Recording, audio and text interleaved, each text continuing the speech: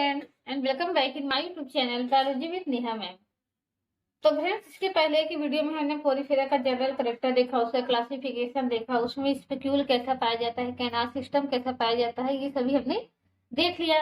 अब इस वीडियो में हमें जो पोरीफेरा में एक स्पीसीज के बारे में पढ़ना है, साइकॉन के बारे में, इसका हम डिटेल स्टडी करेंगे। तो अगर पिछले आपने चारों वीडियो देख ली है तो इस वीडियो में आपको ज्यादा समय नहीं लगेगा, क्योंकि साइकॉन का हमें कैनाल सिस्टम पढ़ना है, साइकॉन का स्केलेटन पढ़ना है, तो वो हम पहले ही डिस्कस कर चुके हैं। इस वीडियो में हम क्या करेंगे, वो दोनों टॉपिक स्किप कर देंगे। तो अगर आप टीजीटी पीजीटी बायोलॉजी की तैयारी कर रहे हैं तो यह वीडियो देखिए, आपके लिए बहुत ही इंपॉर्टेंट है। साइकॉन को बहुत ही अच्छे से समझने के लिए इस वीडियो को पूरा लास्ट तक देखिएगा, तभी जाकर के ये टॉपिक आपको अच्छे से समझ में आएगा। तो जैसा कि हम जानते हैं कि साइकॉन किसका मेंबर है, पोरीफेरा का। और कोई भी पोरीफेरा का अगर मेंबर है तो उसका सबसे पहला एक स्पेशल कैरेक्टर होता है कि उसके अंदर क्या होंगे, पोर पाए जाएंगे। तो यहाँ पर हमने साइकॉन का फिगर बनाया है और आप यहाँ देख रहे हैं छोटे छोटे पोर्स पाए जा रहे हैं। इन पोर को हम क्या नाम देते हैं, ऑस्टिया। तो पोरीफेरा का एक तो सबसे इंपॉर्टेंट कैरेक्टर ये है कि इसमें क्या होते हैं, पोर पाए जाते हैं। पूरी बॉडी पे छोटे छोटे पोर पाए जाते हैं जिनको हम ऑस्टिया कहते हैं। और टॉप पर क्या होता है, एक बड़ा पोर पाया जाता है, केवल सिंगल होता है, उसको हम क्या कहते हैं, ऑस्कुलम कहते हैं। तो इस तरीके से दो छिद्र होगी, ऑस्टिया छोटी होती है और ढेर सारी होती है, ऑस्कुलम एक ही होता है, बड़ा होता है और टर्मिनल एंड पर प्रेजेंट होता है। अब इस पोरीफेरा की दूसरी सबसे बड़ी खासियत क्या होती है कि ये जो एनिमल होते हैं वो सेसाइल होते हैं। सेसाइल का मतलब क्या है कि ये एक ही जगह पर टिके होते हैं, ये मूव नहीं कर सकते हैं। तो यानी इनका दो सबसे इंपॉर्टेंट फीचर है कि ये इनमें क्या होता है, पोर होते हैं, सेसाइल होते हैं। और बाकी तो हम जानते हैं पोरीफेरा के कि इनमें केवल दो ही लेयर पाया जाता है, बॉडी लेवल सेलुलर ऑर्गेनाइजेशन होता है। ठीक, तो ये चार इनके इंपॉर्टेंट फीचर होते हैं। बाकी पाचन श्वसन ये तो सभी जीवों में होता है। तो अब अगर हम साइकॉन का अगर हमें पढ़ना है तो सबसे पहले हम क्या देखेंगे, इसकी मॉर्फोलॉजी देखेंगे कि बाहर से कैसा दिखाई देता है। तो ये आपको भले ही इतना बड़ा दिखाई दे रहा है, लेकिन इसकी साइज कितनी होती है, केवल 1 से 3 सेंटीमीटर के बीच में होती है। यानी ये बहुत ही छोटा सा होता है। इसको आप यूट्यूब पे सर्च करके भी देख सकते हैं, 1 से 3 सेंटीमीटर का होगा। और इसका आकार अब देखें तो आकार कैसा है, आप देख रहे हैं कि वेस्ट लाइक होता है, यानी कलश की तरह है, सिलेंड्रिकल है, ट्यूबुलर है। ट्यूबुलर मतलब अंदर से खोखला होगा। शरीर कैसा है, छिद्रयुक्त है और किसी सबस्ट्रेटम से ये क्या होते हैं, चिपके हुए होते हैं। तो ये सिंपल सी संरचना किसकी है, साइकॉन की। फिर इसके बाद अगर ये एक जगह से चिपका हुआ है तो इसको भोजन कैसे मिल रहा है, इसको ऑक्सीजन कैसे मिल रहा है, इसका एक्सक्रीटरी प्रोडक्ट जो है वो बाहर कैसे रिमूव हो रहा है। तो सभी के लिए इसमें क्या होता है, कैनाल सिस्टम होते हैं जिसके होकर के पानी अंदर आता है। उसी पानी में क्या होते हैं, न्यूट्रिटिव मटेरियल होते हैं, ऑक्सीजन होते हैं, जिनको इसकी कोशिकाएं अब्जॉर्ब कर लेती हैं। और जो वेस्ट मटेरियल बनता है शरीर में वो उसी पानी में भी छोड़ देती है। और पानी फिर क्या होता है, एक बार शरीर के अंदर आता है आवश्यक पदार्थों को लेकर के, फिर शरीर के बाहर जाता है अनावश्यक पदार्थ को लेकर के। तो इस तरीके से इसकी जो जैविक प्रक्रिया है वो पूरी हो जाती है। तो कैनाल सिस्टम यहाँ पर हम डिस्कस नहीं करेंगे, क्योंकि कैनाल सिस्टम इसमें कैसा पाया जाता है, साइकॉन टाइप का। तो कैनाल सिस्टम जब हम पढ़ रहे थे तो हमने देख लिया कि साइकॉन टाइप का कैनाल सिस्टम कैसा होता है। और फिर दूसरी चीजें जो हमें इसमें पढ़नी है वो क्या पढ़नी होती है कि इसमें स्पिक्यूल के बारे में, यानी स्केलेटन, इसकी बॉडी में स्केलेटन कैसा होता है। तो स्केलेटन भी हमने देख लिया था कि स्केलेटन स्पिक्यूल का बना होता है और स्पंजिन फाइबर का बना होता है। तो ये दो टॉपिक हमारा वहीं कंप्लीट हो गया था। आइए तीसरे टॉपिक की तरफ बढ़ते हैं। जैसा कि हमने बताया कि इसमें बॉडी ऑर्गेनाइजेशन जो होता है वो सेलुलर लेवल का होता है। सेलुलर लेवल का क्या मतलब होता है कि कोशिकाएं आपस में इकट्ठा होकर के टिश्यू नहीं बनाती। टिश्यू के अलग अलग कार्य नहीं होते, यहाँ पर सेल के ही अलग अलग कार्य होते हैं। कि एक सेल का कार्य ये है, दूसरी प्रकार की सेल का, जब सेल अलग अलग कार्य करती है तो उसे कहते हैं बॉडी लेवल कैसा है, सेलुलर ऑर्गेनाइजेशन है। अमीबा में देखेंगे, अमीबा में अलग अलग कार्य के लिए अलग अलग सेल नहीं होते। अमीबा में अलग अलग कार्य के लिए अलग अलग कोशिकाएं होते हैं। पाचन के लिए लाइसोसोम है, श्वसन के लिए माइटोकॉन्ड्रिया है। तो अगर पूछा जाए अमीबा का बॉडी ऑर्गेनाइजेशन कैसा है, तो अमीबा का बॉडी ऑर्गेनाइजेशन कैसा होता है, ए सेलुलर होता है। ठीक, और अमीबा जीव कैसा है, अमीबा जीव यूनिसेलुलर है। लेकिन बॉडी ऑर्गेनाइजेशन कैसा है, ए सेलुलर है। ए सेलुलर का मतलब इसके जो अलग अलग कार्य होते हैं, अलग अलग कार्य करने के लिए क्या होते हैं, सेल ऑर्गेनेल होते हैं, न कि सेल होता है। तो जब अलग अलग कार्य करने के लिए अलग अलग सेल हो तो बॉडी लेवल सेलुलर ऑर्गेनाइजेशन हो जाएगा। अलग अलग कार्य करने के लिए टिश्यू हो तो बॉडी लेवल क्या हो जाएगा, टिश्यू ऑर्गेनाइजेशन हो जाएगा। यानी बॉडी ऑर्गेनाइजेशन कैसा हो जाएगा, टिश्यू लेवल का हो जाएगा। और जैसे हमारे शरीर में देखिए, आप मानव में देखिए, तो अलग अलग कार्य के लिए क्या है, अलग अलग सिस्टम है। यानी पहले सेल होता है, फिर सेल से क्या बनते हैं, टिश्यू बनते हैं, टिश्यू से अंग बनता है, और अंग से अंग तंत्र बनता है। तो हमारे शरीर में अलग अलग कार्य करने के लिए क्या है, अलग अलग तंत्र होते हैं। पाचन के लिए पाचन तंत्र है, डाइजेशन, फिर श्वसन के लिए श्वसन तंत्र, इस तरीके से। तो इसीलिए मनुष्य को कहा जाता है कि सबसे विकसित जंतु है। तो अब इसका बॉडी लेवल क्या है, सेलुलर ऑर्गेनाइजेशन है। तो इसमें क्या होती है, अलग अलग प्रकार की सेल्स होती है, अलग अलग प्रकार की सेल्स का अलग अलग काम होता है। तो आइए सबसे पहले हम कुछ सेल्स के बारे में देख लेते हैं। तो सबसे पहला हमारा क्या है, पिनाइकोसाइट। पिनाइकोसाइट, तो इनका बॉडी क्या होता है, केवल 2 ही लेयर का बना होता है, तीसरा लेयर यहाँ अनुपस्थित होता है। जो बाहर का लेयर होता है इसको हम क्या कहते हैं, पिनाइकोडर्म कहते हैं, पिनाइकोडर्म। और जो अंदर का लेयर होता है उसको हम क्या कहते हैं, कोइनोडर्म। अंदर की जो लेयर होती है वो क्या होती है, कोइनोडर्म। ठीक इस तरीके से, यानी इस तरीके से इसकी बॉडी जो दिख रही है ये 2 लेयर की बनी होती है। अगर साइकॉन का हम एलएस काटे तब हमें पता चलेगा कि ये जो साइकॉन है हमें इस तरीके से दिख रहा है कि अंदर से खोखला है और बाहर से क्या है, 2 लेयर का बना हुआ है। ये बाहर वाली लेयर क्या हो गई, पिनाइकोडर्म, और अंदर वाली लेयर क्या हो गई, कोइनोडर्म। पिनाइकोडर्म जो लेयर बनी है इन किस कोशिका से बनी है, तो पिनाइकोडर्म लेयर जो होती है वो पिनाइकोसाइट से बनी है। तो पिनाइकोसाइट क्या करती है, आपस में मिल करके साइकॉन का बाहर का लेयर बनाती है, किसी भी पोरीफेरा का बाहर का लेयर बनाती है, जिसे हम क्या कहते हैं, पिनाइकोडर्म कहते हैं। इसके अलावा हम जानते हैं जब साइकॉन का हम पढ़ रहे थे, साइकॉन की कैनाल सिस्टम पढ़ रहे थे, तो उसमें देखा था एक प्रकार, देखा था कि जहां जहां ओपनिंग होती है वहां पर क्या होती है, ये पिनाइकोसाइट जो होती है स्फिंक्टर का काम करती है। स्फिंक्टर क्या होता है, स्फिंक्टर का मतलब होता है ऐसा कोई कोशिका जो किसी ओपनिंग को क्या करे, रेगुलेट करने का काम करे, यानी ओपनिंग को बड़ा या छोटा करने का काम करे, तो उसे क्या कहते हैं, स्फिंक्टर कहते हैं। तो ये पिनाइकोसाइट क्या होती है, स्फिंक्टर का जब काम करती हैं तब इन्हीं को क्या कहते हैं, मायोसाइट कहते हैं। यानी अगर पूछा जाए मायोसाइट किसका मॉडिफिकेशन है, तो मायोसाइट जो है वो पिनाइकोसाइट का ही मॉडिफिकेशन होती है। और साइकॉन में जहां जहां पर ओपनिंग होती है वहां वहां पर ओपनिंग को रेगुलेट करने के लिए ये कोशिकाएं पाई जाती है। कौन सी कोशिकाएं, मायोसाइट। तो हमने देखा था ये ऑस्टिया जो होती है, ऑस्टिया भी एक ओपनिंग है, वहां पर भी पाई जाती है, ऑस्कुलम में पाई जाती है, इसके द्वारा एपोपाइल में भी पाई जाती है, एपोपाइल में भी पाई जाती है। तो अब आपका क्वेश्चन होगा कि आप प्रोसोपाइल में भी पाई जाती है, तो प्रोसोपाइल में ये नहीं पाई जाती, केवल आस्टिया, आस्कुलम और एपोपाइल। प्रोसोपाइल में क्यों नहीं पाई जाती, प्रोसोपाइल हमने देखा था कि इनकरेंट कैनाल और रेडियल कैनाल के बीच में जो ओपनिंग थी, ये ऊपर का इनकरेंट कैनाल और नीचे का रेडियल कैनाल, इनके बीच की जो ओपनिंग थी उसी को हमने कहा था प्रोसोपाइल। तो यहाँ पर प्रोसोपाइल का वाला फिगर देखेंगे तो वहां पर प्रोसोपाइल की जो ओपनिंग होती है, यहाँ पर दोनों प्रकार की हिस्से लाए जाएंगे, पिनाइकोसाइट भी आ जाएंगी, कोइनोसाइट भी आ जाएंगी। तो जो प्रोसोपाइल होता है उसकी जो ओपनिंग होती है वो पिनाइकोसाइट और कोइनोसाइट दोनों प्रकार की कोशिकाओं से लाइन रहती है। तो इसीलिए अगर केवल पिनाइकोसाइट का पूछा जाए तो पिनाइकोसाइट किसको सराउंड की होती है, आस्टिया को, आस्कुलम को और एपोपाइल को। तब इन्हें हम क्या नाम देते हैं, मायोसाइट। तो इस तरीके से पिनाइकोसाइट का काम क्या हो गया, एक तो पिनाइकोसाइट क्या करती है, स्किन की सबसे बाहर की लेयर बनाती है, दूसरी ये क्या करती है, स्फिंक्टर का काम करती है।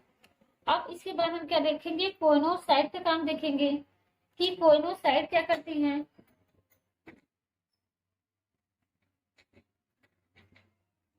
तो कोइनोसाइट का एक काम होता है कि कोइनोसाइट क्या बना रही है, दूसरी लेयर बना रही है, अंदर वाली लेयर, जिनको हम क्या कहते हैं, कोइनोडर्म कहते हैं।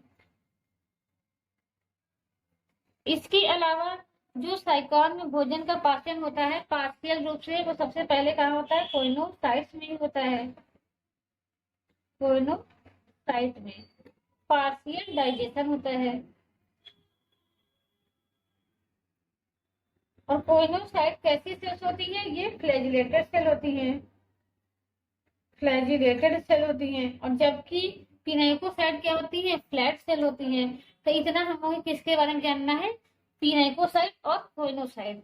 अब पिनाइकोसाइट और कोइनोसाइट के बीच में क्या होता है? एक मटेरियल भरा होता है जिलेटिन का बना हुआ, जिसको हम क्या कहते हैं? मीसेनकाइमा कहते हैं, जिसको मीसेनकाइमा कहते हैं। और ये जो मीसेनकाइमा यानी ये जो मटेरियल है, ये बनता कैसे है?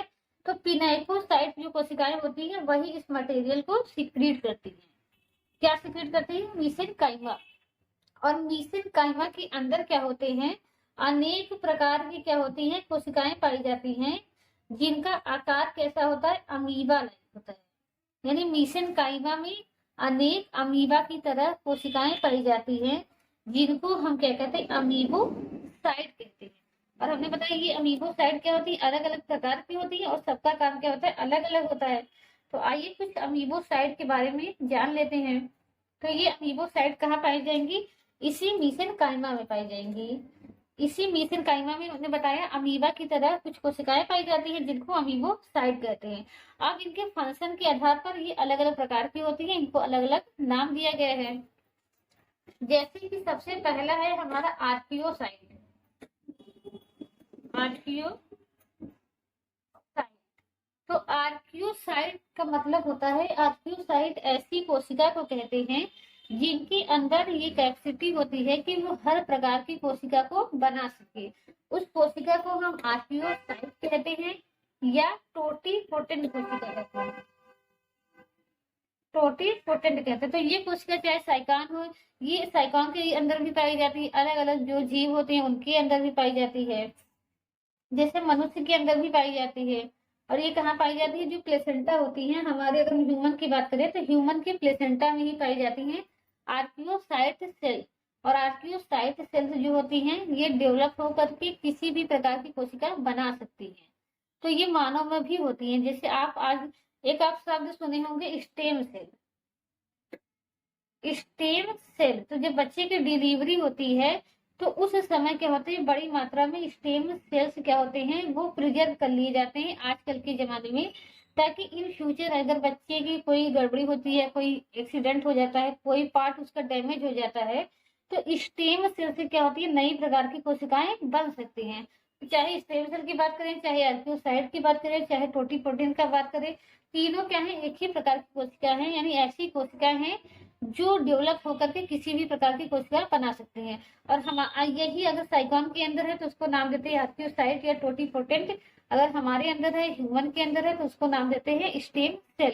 तो इससे किसी भी प्रकार का सेल बन सकता है, लीवर का सेल बन सकता है, पैंक्रियाज का बन सकता है, ब्रेन का बन सकता है, हर प्रकार की सेल इससे बन सकती है।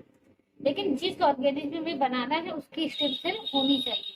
तो पहले ही स्टेम सेल वेस्ट हो जाता था, लेकिन अब क्या हो रहा है? इस स्टेम सेल को स्टोर किया जा रहा है। अगर डिलीवरी बच्चे की कहाँ होती है? हॉस्पिटल में होती है। तो एक हो गया आर्कियोसाइट सेल। आर्कियोसाइट सेल क्या हो गए? वह सेल जिसके पास कैपेसिटी होती है किसी भी प्रकार की सेल्स को प्रोड्यूस करने की। अब दूसरी सेल क्या है? थीसोसाइट है। थीसोसाइट क्या करती है? ये भोजन का स्टोरेज करती हैं और इन्हें क्या नाम दिया गया? थीसोसाइट दिया गया। चाहे आर्कियोसाइट की बात करें, चाहे थीसोसाइट की बात करें, ये सभी क्या है? अमीबोसाइट है। अमीबोसाइट सेल, यानी इनका शेप कैसा होता है? अमीबा की तरह होता है, यानी ये इसीलिए इनको क्या नाम दिया गया? अमीबोसाइट। लेकिन फंक्शन के आधार पर अमीबोसाइट क्या होती है? कई प्रकार की होती है। आर्कियोसाइट, थीसोसाइट, एक दो और देख लेते हैं, मायोसाइट।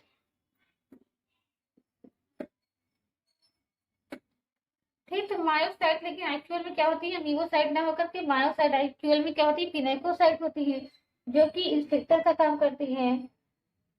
इसके अलावा एक हम और देख लेते हैं, scleroblast cell, spongioblast cell, scleroblast cell. ये तो हम एक और नाम से जानते थे, स्क्लेरोसाइट नाम से। स्क्लेरोसाइट, स्पंजियोब्लास्ट। ये स्पंजियोब्लास्ट क्या बनाती थी? जो स्पंजियल फाइबर का निर्माण करती है। स्क्लेरोसाइट जो क्या बनाती थी, स्पिक्यूल बनाती थी। थीसोसाइट जो भोजन स्टोर करे। आर्कियोसाइट जो किसी भी प्रकार की कोशिका को बना सके। इसी से जो होती है जर्म सेल्स बनती हैं। जर्म सेल या गैमेट सेल यानी स्पर्म और ओवा का निर्माण किससे होता है, आर्कियोसाइट से होता है। तो आर्कियोसाइट की बात करें, थीसोसाइट की बात करें, स्क्लेरोसाइट की बात करें, स्पंजियोब्लास्ट की बात करें। स्पंजियोब्लास्ट से हमारा क्या बनता था, स्पंजी फाइबर बनता था। ये सब हम पीछे डिस्कस कर चुके हैं। तो ये सभी सेल्स कैसी है, अमीबोसाइट सेल है, यानी इनका आकार कैसा है, अमीबा के जैसे। अब इसके बाद हमें जो नेक्स्ट टॉपिक पढ़ना है, इसका स्केलेटन पढ़ना है। तो स्केलेटन को भी हमने क्या किया है, प्रीवियस वीडियो में अच्छे से देख लिया है। तो आइए इस वीडियो में हम क्या करते हैं, इसका रिप्रोडक्शन देखते हैं कि साइकॉन में रिप्रोडक्शन कैसे होता है। तो देखिए, साइकॉन की कंप्लीट स्टडी के लिए आपको स्केलेटन भी पढ़ना है, आपको कैनाल सिस्टम भी पढ़ना है। और वो दोनों वीडियो हमने क्या करा है, पहले ही अपलोड कर दिया है, तो उसको आप देख लीजिए। तो इसके बाद अगर थोड़ा सा इसकी फिजियोलॉजी भी देख लेते हैं।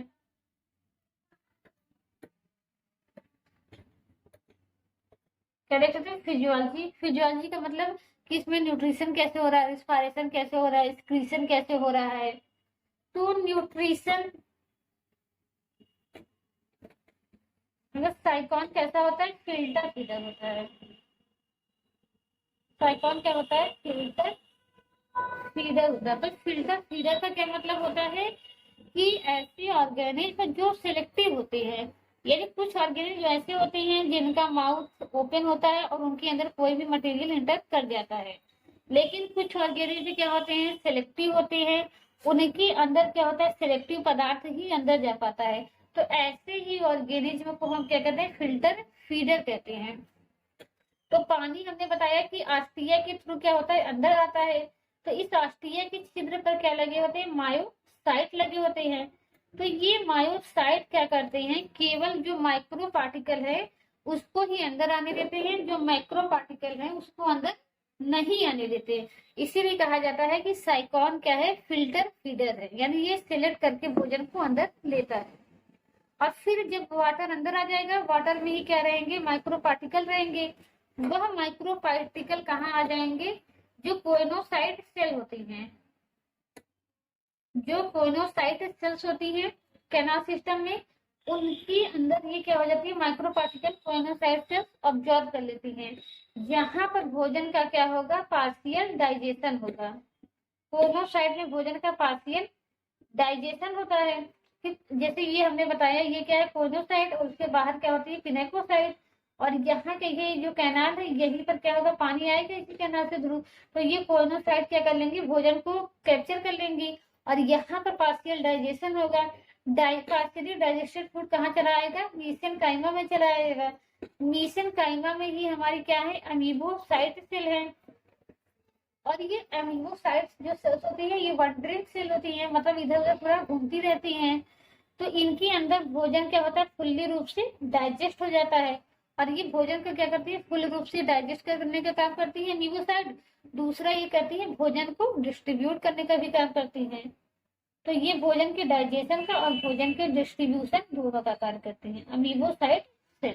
तो इस तरीके से इसमें भोजन का क्या हो जाएगा, पाचन हो जाएगा। और फिर बचा हुआ भोजन क्या हो जाएगा, जो हर एक कोशिका पिनेकोसाइट है, कोइनोसाइट है, उनको वितरित कर दिया जाएगा। किसके द्वारा, अमीबोसाइट सेल के द्वारा।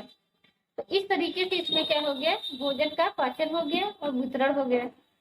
अब फिर दूसरी जो फिजियोलॉजी में दूसरा जो टॉपिक हमें पढ़ना होता है, श्वसन कैसे होता है। तो यहाँ पर अमीबा की तरह सब सिंपल ही है। तो श्वसन के लिए भी कोई मैकेनिज्म नहीं है। जो पानी अंदर आता है उसमें ऑक्सीजन भी होता है, तो ये ऑक्सीजन ले लेते हैं और पानी में CO2 छोड़ देते हैं।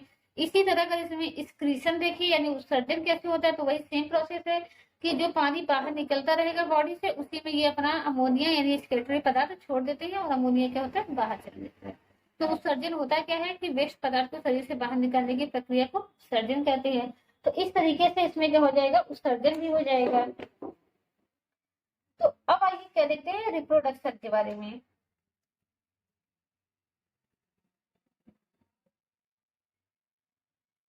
रिप्रोडक्शन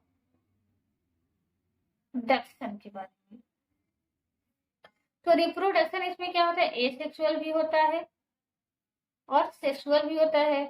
एसेक्सुअल किसके द्वारा होता है, बर्ड के द्वारा होता है। जेम्यूल के द्वारा होता है। अब बड क्या होता है, तो साइकॉन का, ये जैसे साइकॉन है, ठीक, यहाँ पर क्या होगा, एक आउट ग्रोथ बनेगा ऐसे छोटा सा। ये आउट ग्रोथ क्या हो जाएगा, मेन प्लांट से अलग हो जाएगा और डेवलप होकर के नया प्लांट बना लेगा। इसी को कहा जाता है कि एसेक्सुअल रिप्रोडक्शन किसके द्वारा होता है, बड के द्वारा होता है। अब दूसरा जेम्यूल क्या होता है, तो जो कुछ साइकॉन्स होते हैं उनके अंदर एडवर्स कंडीशन में क्या होता है, जेम्यूल का निर्माण होता है। तो आइए जेम्यूल देख लेते हैं क्या होता है। तो जेम्यूल की अगर संरचना देखिए हम, इस तरीके से होती है।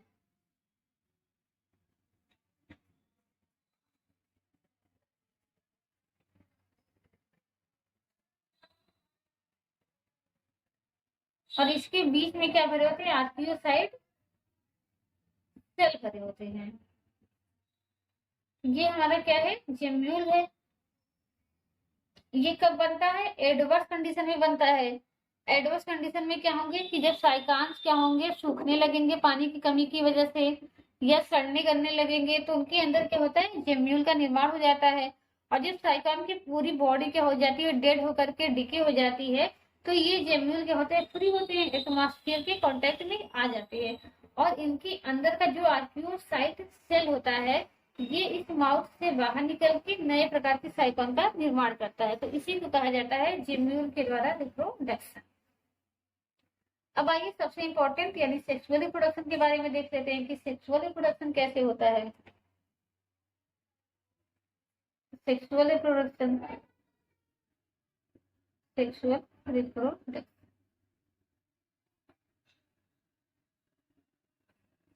तो सेक्सुअल रिप्रोडक्शन का क्या मतलब होता है कि जब स्पर्म और ओवम का फ्यूजन हो, जाइगोट बने, और उस जाइगोट से जब नया जीव बने, तो उसी को हम क्या कहते हैं, सेक्सुअल रिप्रोडक्शन कहते हैं। और जब बिना गैमेटिक फ्यूजन के ही नया जीव बन जाता है, तब उसे क्या कहते हैं, एसेक्सुअल रिप्रोडक्शन कहते हैं।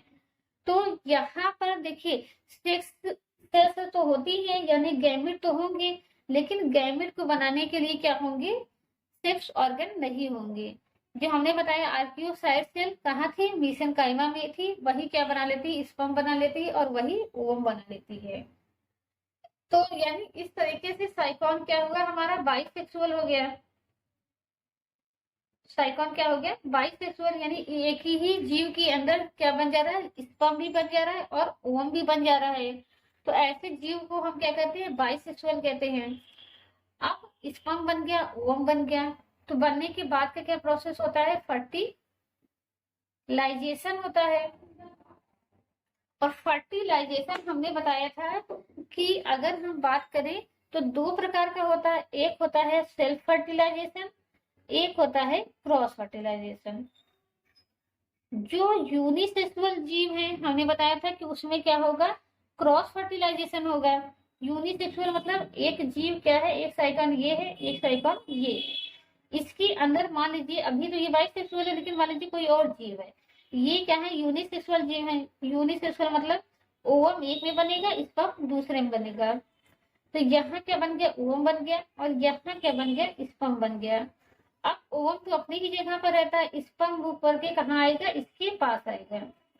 तो अब इस तरीके से जब ऐसे हो तो इसको हम कहते हैं क्रॉस फर्टिलाइजेशन, क्योंकि यहाँ जो ओवम के साथ फ्यूज कर रहा है स्पर्म, वो क्या आ रहा है, दूसरे जीव से आ रहा है। तो जब फ्यूजिंग स्पर्म जो होते हैं वो दूसरे जीव से आते हैं, तब उसको कहा जाता है क्रॉस फर्टिलाइजेशन। लेकिन अगर हम ऐसे किसी जीव की बात करें, जो जीव कैसा है, बाइसेक्सुअल है, यानी इसके अंदर क्या बन जा रहा है, ओवम भी बन जा रहा है, और इसके अंदर क्या बन जा रहा है, स्पर्म भी बन जा रहे हैं। तो स्पर्म और ओवम आपस में क्या करेंगे, फ्यूज करके जाइगोट बना लेंगे। तो जब फ्यूजिंग गैमेट क्या हो, एक ही जीव के हो, तब इसे क्या कहा जाता है, सेल्फ फर्टिलाइजेशन। यानी यहाँ क्या है, खुद के दोनों गैमेट है, स्पर्म भी है, ओवम भी है। तो अगर आपसे पूछा जाए कि सेल्फ क्रॉस फर्टिलाइजेशन किसमें होगा, तो क्रॉस फर्टिलाइजेशन जैसे कि हम जानते हैं उसी में पॉसिबल है जिसमें क्या होगा, जो यूनिसेक्सुअल होंगे। जो यूनिसेक्सुअल है उसमें क्या होगा, क्रॉस फर्टिलाइजेशन होगा। सेल्फ फर्टिलाइजेशन किसमें होगा, जो बाइसेक्सुअल है उसमें क्या होगा, सेल्फ फर्टिलाइजेशन होगा।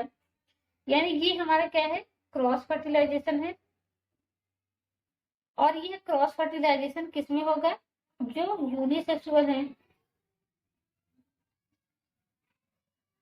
और ये हमारा क्या है, सेल्फ फर्टिलाइजेशन है। सेल्फ फर्टिलाइजेशन किसमें होगा, जो बाइसेक्सुअल है। ठीक, इस तरीके से आप लिख लीजिए। क्रॉस किसमें होगा, जो यूनिसेक्सुअल है। तो अब ये क्वेश्चन होता है कि क्या क्रॉस फर्टिलाइजेशन जो है वो बाइसेक्सुअल में भी हो सकता है, उसी तरीके से क्या सेल्फ फर्टिलाइजेशन जो है वो यूनिसेक्सुअल में हो सकता है। तो अगर पूछे क्या सेल्फ फर्टिलाइजेशन यूनिसेक्सुअल में हो सकता है, तो नहीं हो सकता। यूनिसेक्सुअल में सेल्फ फर्टिलाइजेशन नहीं हो सकता।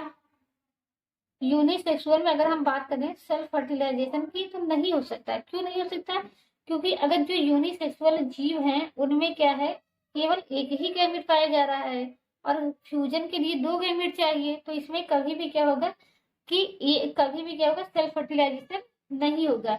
तो सेल्फ फर्टिलाइजेशन हमेशा और हमेशा किसमें होगा, केवल और केवल बाइसेक्सुअल में होगा। ये आप याद रखिएगा, यूनिसेक्सुअल में कभी भी सेल्फ फर्टिलाइजेशन नहीं हो सकता। फिर उसी प्रकार से अगर हम देखें,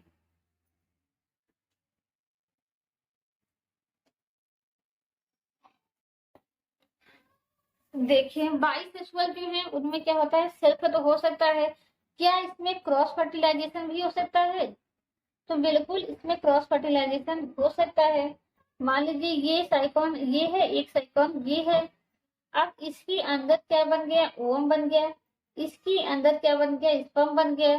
तो ये पूरी पॉसिबिलिटी है कि इसका स्पर्म क्या करके इस ओवा के साथ फ्यूज कर जाए, क्योंकि पानी तो इसके शरीर के थ्रू शरीर में हमेशा अंदर आता ही रहता है। तो इसीलिए क्या होता है, एक एनिमल का स्पर्म जो है वो दूसरे एनिमल के आकर के ओवा को फ्यूज कर जाता है।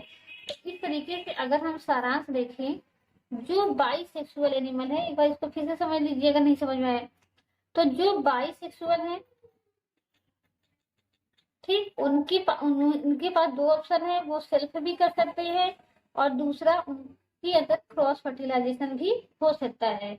लेकिन जो यूनिसेक्सुअल है उनके अंदर हमेशा क्या होगा, केवल और केवल क्रॉस फर्टिलाइजेशन होगा, कभी भी सेल्फ नहीं होगा। अब साइकॉन क्या है, साइकॉन बाइसेक्सुअल एनिमल है। तो इसके अंदर क्या होता है, सेल्फ भी हो सकता है, क्रॉस भी हो सकता है। लेकिन साइकॉन में क्या होता है, सेल्फ फर्टिलाइजेशन नहीं होता, कभी भी नहीं होता। क्यों नहीं होता, केवल और केवल क्रॉस होता है। इसलिए क्योंकि यहाँ पर होता है प्रोटोगाइनस कंडीशन। प्रोटोगाइनस कंडीशन पाया जाता है, और इस प्रोटोगाइनस कंडीशन का मतलब क्या होता है, फीमेल मेच्योर फर्स्ट, यानी जो फीमेल सेक्स ऑर्गन है वो पहले ही मेच्योर हो जाती है।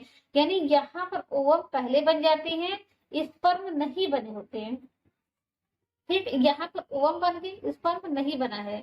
लेकिन कोई और साइकॉन जो इससे क्या है, बड़ा है उम्र में, इससे पहले बना है, तो उसके अंदर क्या होगा, स्पर्म भी बन चुका होगा। तो इसका स्पर्म क्या हो जाएगा, इस साइकॉन के अंदर आ जाएगा। इस साइकॉन के अंदर अभी स्पर्म नहीं बना है, तो ये स्पर्म और ओवम फ्यूचर के अपना जाइगोट बना लेंगे। और कुछ समय बाद फिर क्या होगा, इसमें भी स्पर्म बनेगा दोनों में ही, लेकिन पहले ओवम बन जाएंगे, ओवम भी काफी समय बाद स्पर्म बनेगा। अब इसका स्पर्म क्या होगा, ये किसी और साइकॉन की जगह के ओवम से फ्यूज कर लेगा। तो इस तरीके से साइकॉन में क्या होता है, केवल क्रॉस फर्टिलाइजेशन होता है। अब फर्टिलाइजेशन हो गया, फर्टिलाइजेशन के बाद जाइगोट बनता है। जाइगोट में क्लीवेज होता है, और क्लीवेज यहाँ कैसा होता है, होलोब्लास्टिक होता है। यानी जब जाइगोट 2 समान भागों में बढ़ता है तो उसे क्या कहा जाता है, होलोब्लास्टिक क्लीवेज कहा जाता है। अब यह जाइगोट जो है हमने बताया डिवाइड होकर के 2 सेल बनाएगा, 4 सेल बनाएगा। ऐसे ऐसे करते करते ये 16 सेल की एक संरचना बना लेता है। इस 16 सेल की संरचना में देखेंगे तो ऊपर की जो कोशिकाएं होती हैं 2 भागों में, 8 कोशिकाएं 2 भागों में बढ़ जाती हैं इस तरीके से। ये यहाँ पर क्या होती है, ये छोटी कोशिकाएं होती हैं, ये एक्चुअल में 8 होती हैं। ठीक, और इसी तरीके से 8 इसके नीचे होती है। ठीक, ये क्या है, बड़ी 2 भागों में बढ़ जाएंगे। इनको नीचे वाली जो थोड़ी सी बड़ी होती है इसको हम कहते हैं मैक्रोमियर, और ये अंदर वाली जो छोटी कोशिकाएं हैं इनको हम कहते हैं माइक्रोमियर कहते हैं। अब इसके बाद क्या होगा, मैक्रो माने 16 सेल हो गई, 8 में डिवाइड हो गई, 8 क्या बना ली, छोटी माइक्रोमीयर और 8 छोटी बड़ी बना ली, माइक्रोमीयर बना ली। अब इसके बाद ये माइक्रोमीयर जो है ये डिवाइड नहीं होंगे, ये माइक्रोमीयर क्या होंगी, तेजी से ये डिवाइड होंगी और इस तरीके से एक सर्कुलर स्ट्रक्चर बना लेंगी। यहाँ पर क्या होगा, माइक्रोमीयर केवल 8 ही रह जाएंगे, लेकिन माइक्रोमीयर ढेर सारी हो जाएंगी। तो यहाँ पर केवल 8 ही क्या हमारी रह जाएंगी, माइक्रोमीयर। 4 सामने होंगी और 4 क्या रहेंगे, उसके पीछे रहेंगे। इस तरीके से तो एक माउथ की तरह यहाँ पर स्ट्रक्चर बन जाएगा, यानी 4 ऐसे आगे रहेंगे, एक बीच में छेद हो गया, 4 उस छेद के पीछे रहेंगी और बाकी यहाँ पर हमारी क्या हो जाएंगी, माइक्रोमीयर कोशिकाएं बन जाएंगी।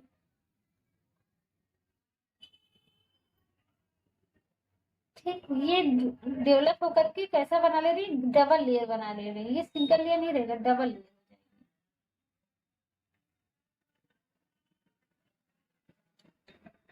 ठीक, इस तरीके से बन जाएंगे। ठीक, और यहाँ पर क्या होगा, ये जो माउस, ये जो डबल लेयर की जो ओपनिंग रहेगी, यहाँ पर इस ओपनिंग में कौन चारों तरफ से घेरे रहेगा, माइक्रोमीयर सेल घेरे रहेंगी। माइक्रोमीयर केवल कितनी होंगी, 8 होंगी। और ये क्या होंगी, माइक्रोमीयर कितनी होंगी, ढेर सारी होंगी। और इसके इनर एंड पर अंदर की तरफ क्या होगी, एक कैविटी होगी। इसकी तुलना आप क्या कीजिए, किसी ऐसे बर्तन से कीजिए जो अंदर से क्या होता है, हॉलो होता है, छिछला होता है। तो यहाँ पर क्या होता है, एक बर्तन की तरह है, अंदर क्या है, एक कैविटी इसकी रहेगी, उस कैविटी के अंदर साइड पे क्या होंगे, फ्लैजिला होंगे। ये जो माइक्रोमीयर सेल्स होती है, इनकी फ्लैजिला आ जाता है, लेकिन फ्लैजिला का जो डायरेक्शन होता है वो अंदर की तरफ होता है। अंदर एक कैविटी होती है जिसको ब्लास्टोसील कैविटी कहते हैं, और ब्लास्टोसील कैविटी बाहर की तरफ खुलती है माउथ के द्वारा। और ये माउथ किसके द्वारा सराउंड होता है, माइक्रोमीयर के द्वारा होता है। और इस संरचना को हम क्या नाम दे देते हैं, ब्लास्टुला। और यहाँ पर साइकॉन की अगर ब्लास्टुला की बात करें तो साइकॉन की ब्लास्टुला को कहते हैं हम स्टोमोब्लास्टुला। क्या कहते हैं, स्टोमोब्लास्टुला। तो स्टेमोब्लास्टुला क्या है, 2 प्रकार की कोशिकाओं से मिलकर के बना है। माइक्रोमीयर जो कि डबल लेयर होती है, अंदर एक कैविटी को इनक्लोज की होती है, और इनके अंदर फ्लैजिला होता है जो कैविटी की तरफ ही डायरेक्ट होता है। इसके अलावा एक ओपनिंग के द्वारा ये बाहर खुलता है ब्लास्टोसील कैविटी, उस ओपनिंग को क्या नाम देते हैं, माउथ देते हैं। उस माउथ को कौन सराउंड किया होता है, माइक्रोमीयर सराउंड किया होता है। अब देखिए फ्लैजिला क्या है, अंदर की तरफ है, लेकिन काम इसका बाहर है। तो अब क्या होगा, एक इंपॉर्टेंट प्रोसेस होता है इनवर्जन। अगर आपने वॉल्वॉक्स पढ़ा था हमसे, तो वहां पर अभी हमने बताया था कि इनवर्जन का मतलब होता है किसी चीज को उल्टा कर देना है। जैसे कि आप ड्रेस पहनते हैं, अगर ड्रेस उल्टा है तो उसको अंदर से खींच देते हैं और ड्रेस क्या होता है, सीधा हो जाता है। जो सिलाई वाला पार्ट होता है वो अंदर चला आता है, और जो ऊपर का स्मूथ पार्ट होता है, सिलाई का वाला पार्ट क्या होता है, अंदर चला जाएगा, और स्मूथ वाला पार्ट क्या होगा, ऊपर आ जाएगा। तो यहाँ पर भी अब ये कोशिकाएं जो है वो, यहाँ की कोशिकाएं इधर की तरफ पुश होंगी और माउथ की तरफ से बाहर निकलेंगी। तो इस तरीके की एक संरचना बन जाएगी। जो इसका फ्लैजिला कहाँ था, अंदर था, तो जब ये खींचेंगे तो ये उल्टा हो जाएगा। तो जो फ्लैजिला अंदर की तरफ दिखाई दे रहा है वो कैसे दिखाई देगा, बाहर की तरफ दिखाई देगा। और ये माइक्रोमीयर सेल जो 8 थे, ये भी डिवाइड होकर के कई कोशिकाएं बना लेती है, और ये माउथ क्या होता है, गायब हो जाता है।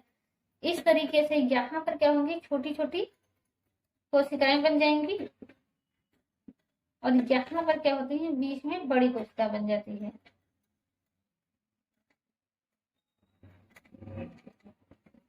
इस तरीके से, यानी माइक्रोमीयर भी अब डिवाइड हो गया और माइक्रोमीयर भी अब डिवाइड हो गया। इसका जो फ्लैजिला था ये आप छोटी थोड़ा बनाइएगा,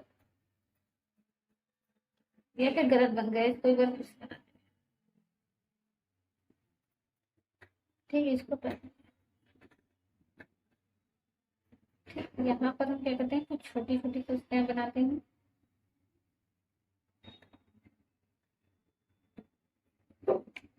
और फिर माइक्रोमीयर को दूसरे,